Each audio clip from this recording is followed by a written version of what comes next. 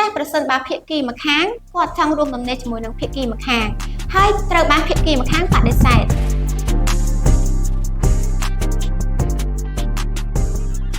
សូមស្វាគមន៍មកកាន់នីតិច្បាប់ជាមួយនឹងសមាគមអ្នកពិគ្រោះច្បាប់ដែលមានខ្ញុំបាទតុងស្រាងជាអ្នកសម្របសម្រួលក្នុងកម្មវិធីដែលមានកញ្ញានីសានិងកញ្ញាបរមីជាវាគ្មិន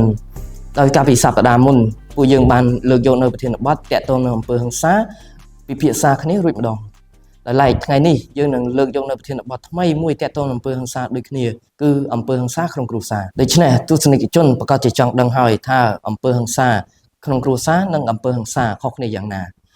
ដើម្បីជ្រាបឲ្យកាន់តែច្បាស់សូមជួបជាមួយនឹងកញ្ញាបរមីទាំងអស់គ្នា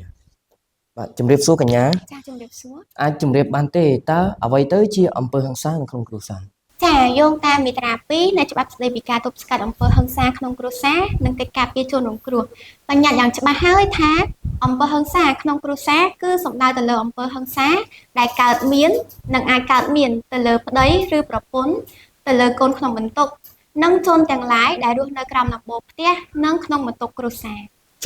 ចុះកញ្ញាតើអំពើហិង្សានៅក្នុងគ្រួសារមានអ្វីខ្លះចាយោងតាមមាត្រា3នៃច្បាប់ដដែលនេះបញ្ញត្តិយ៉ាងច្បាស់ថាអំពើហិង្សាក្នុងគ្រួសារមាន4ប្រភេទដែលក្នុងនេះរួមមានការប៉ះពាល់ដល់ជីវិតការប៉ះពាល់ដល់បូរណភាពរូបរាងកាយការធ្វើទារុណកម្មឬការធ្វើអំពើខុសខើនិងការឈ្លានពានខាងផ្លូវភេទត្រង់ចំណុចនេះទស្សនិកជនប្រកាសជាឆ្ងល់ហើយថាហេតុអ្វីបានជានៅក្នុងគ្រួសារមានអំពើហិង្សាខាងផ្លូវភេទដូច្នេះប្រសិនបើភាគីម្ខាងគាត់ចង់រួមដំណេកជាមួយនឹងភាគីម្ខាងហើយត្រូវបានភាគីម្ខាងបដិសេធដូច្នេះភាគីដែលត្រូវបានគេបដិសេធគឺគាត់បានប្រើអំពើហិង្សាទៅលើភាគីដែលបានបដិសេធគាត់ក្នុងចំណុចនេះគឺច្បាប់កំណត់ថាវាគឺជាអំពើហិង្សាក្នុងគ្រួសារបាទជាកិច្ចបន្ទាប់ខ្ញុំសូមបង្វែរសំណួរទៅកាន់កញ្ញានីសាម្ដងជំរាបសួរកញ្ញាប្រសិនបើអំពើហិង្សាកើតឡើងនៅក្នុងគ្រួសារមួយតើជនដែលប្រព្រឹត្តអំពើនោះត្រូវទទួលខុសត្រូវផ្នែកព្រហ្មទណ្ឌដែរឬទេចាបើយើងក្រឡេកទៅមើលនៅក្នុងច្បាប់ស្ដីពីការទប់ស្កាត់អំពើហិង្សាក្នុងគ្រួសារនិងកិច្ចការពារជនរងគ្រោះនោះគឺពុំមានបញ្ញត្តិអំពីទោសទណ្ឌអ្វីនោះទេប៉ុន្តែនៅត្រង់ចំណុចមាត្រា35នៃច្បាប់ដដែលនេះគឺបានបញ្ញត្តិថាជនដែលបានប្រព្រឹត្តអំពើហិង្សានៅក្នុងគ្រួសារគឺត្រូវទទួលទោសព្រហ្មទណ្ឌហេតុដូចនេះហើយដើម្បីឲ្យកាន់តែច្បាស់នោះគឺមានន័យថាគ្រប់បុគ្គលក៏ដូចជាអ្នកដែលបានប្រព្រឹត្តអំពើបាត់ល្មើសនៅអំពើហិង្សាក្នុងគ្រួសារឬអំពើហិង្សាគឺត្រូវទទួលទោសព្រហ្មទណ្ឌដោយមានចែងនៅក្នុងក្រមព្រហ្មទណ្ឌចូលជាធរមានកញ្ញាតើអាចលើកឧទាហរណ៍បញ្ជាក់បានទេដើម្បីឲ្យទស្សនិកជនជ្រាបកាន់តែច្បាស់ចានាងខ្ញុំសូមលើកជាឧទាហរណ៍ថា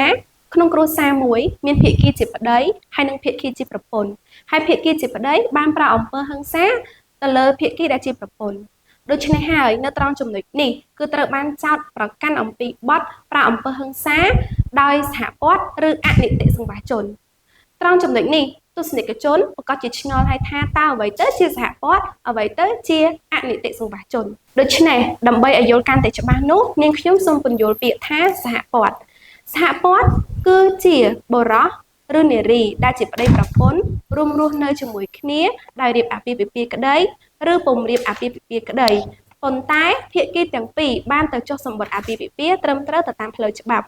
រីឯពាក្យថាអនីតិសង្វាសជនវិញនោះគឺមានន័យថាបុរសឬនារីដែលបានរួមរស់នៅជាមួយគ្នាដោយរៀបអាពាហ៍ពិពាហ៍ក្តីដោយពុំរៀបអាពាហ៍ពិពាហ៍ក្តីប៉ុន្តែពុំបានទៅចុះសម្បត្តិអាពាហ៍ពិពាហ៍ត្រឹមត្រូវទៅតាមផ្លូវច្បាប់នោះទេដូច្នេះយោងទៅតាមមាត្រា222នៃក្រមព្រហ្មទណ្ឌនៃព្រះរាជាណាចក្រកម្ពុជាគឺត្រូវផ្តន្ទាទោសដាក់ពន្ធនាគារពី2ឆ្នាំទៅ5ឆ្នាំនិងពិន័យជាប្រាក់ពី4លានរៀលទៅ10លានរៀលលើសពីនេះទៅទៀតនាងខ្ញុំសូមពន្យល់ចំពោះបទល្មើសដែលប្រព្រឹត្តទៅលើផ្លូវចិត្តក៏ដូចជាជីវភាពសេដ្ឋកិច្ចឬមួយក៏ជាបទមជ្ឈិមស្រាលឬជាបទលិហុដែលប្រព្រឹត្តដោយសហព័ន្ធឬក៏ជាអនីតិសង្វាសជននៅក្នុងគ្រួសារនៅត្រង់ចំណុចនេះគឺមានន័យថាច្បាប់អនុញ្ញាតឲ្យភាគីទាំងពីរនៅក្នុងការផ្សះផ្សាក៏ដូចជាសម្រុះសម្រួលគ្នាតាមដែលអាចធ្វើទៅបានកញ្ញាប្រសិនបើមានអំពើហិង្សាមួយក្នុងគ្រួសារកើតឡើងតើអាជ្ញាធរ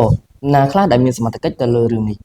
ចានៅត្រង់ចំណុចនេះគឺអាជ្ញាធរមានសមត្ថកិច្ចដែលនៅចិត្តបំផុតមានកាតព្វកិច្ចធ្វើអន្តរាគមន៍ជាបន្ទាន់ក្នុងករណីជាអំពើហិង្សានៅក្នុងគ្រួសារកើតឡើង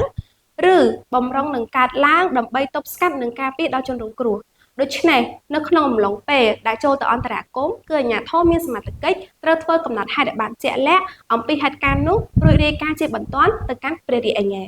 ជាចុងក្រោយនីតិច្បាប់របស់យើងខ្ញុំបានមកដល់ទីបញ្ចប់ខ្ញុំសូមអរគុណទៅដល់កញ្ញាវាគ្មិនទាំងពីររូបដែលបានចំណាយពេលវេលាដ៏មានតម្លៃមកពិភាក្សាលើប្រធានបទអំពើហិង្សាក្នុងគ្រួសារសង្ឃឹមថាវីដេអូមួយនេះនឹងជាអត្ថប្រយោជន៍ដល់សាធារណជនទាំងអស់គ្នាដូច្នេះសូមទស្សនិកជន